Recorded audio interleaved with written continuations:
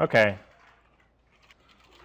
So this is basically doing the, if I move block 1, do I hit a solid? If I move block 3, do I hit a solid? If I move block 4, do I hit a solid? If I get through all of these, and collide is still false, they're allowed to move. So here, so if you don't hit anything, move them.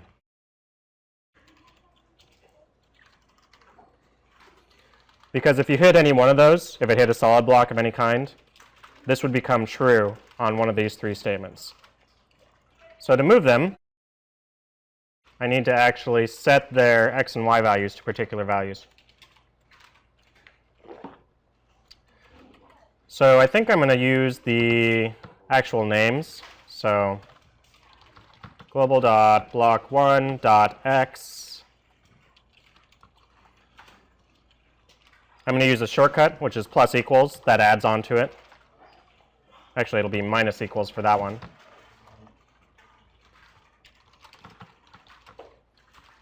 The y value, I'm going to add 32.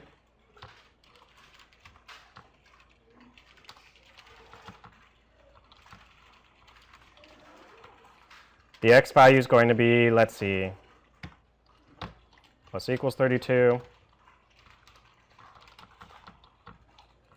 The y value is going to be minus equals 32 because it's moving to the right and up.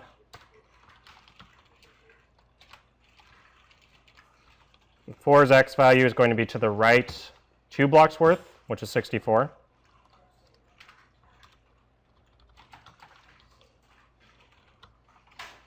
And up 64, which is 2 blocks worth. And also, when I'm all done with this, rotate is now a 1, so it's actually been rotated. Yikes, that's a lot of code. And I'm paranoid, so let me see if this works. Yes, it works. For half a rotation.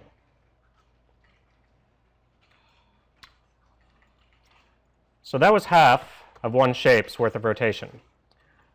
Okay, what about the other way? So if rotation is 1, what should happen?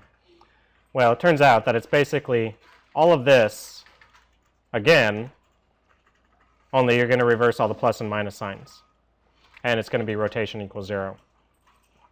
Because if I need to move it back, block 1 needs to check to the right and up, which is plus 32 minus 32. So it's basically the same thing down here.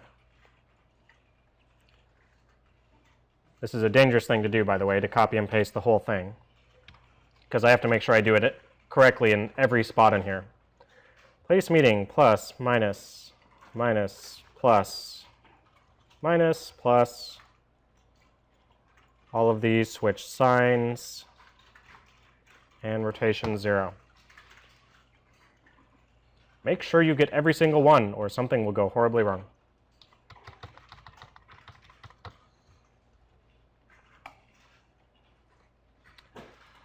Okay. The other thing that might catch you is matching braces. Notice that if I put my mouse just to the left of a brace, it shows me the matching one. That will help you a lot. So make sure that the braces line up where they're supposed to. So shape 1 should end after all of this section here, all of the rotation stuff. Rotation should just cover from here to here. This rotation should cover from here to here. With block, with block, with block.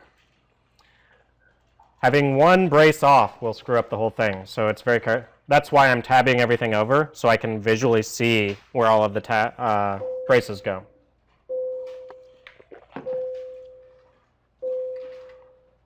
All right. See if you can get the first shape to rotate.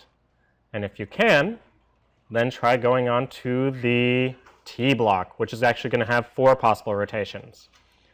By the way, I like to draw these out so I can figure out where shape 1 goes, where shape 2 goes, where shape 3 goes, so on.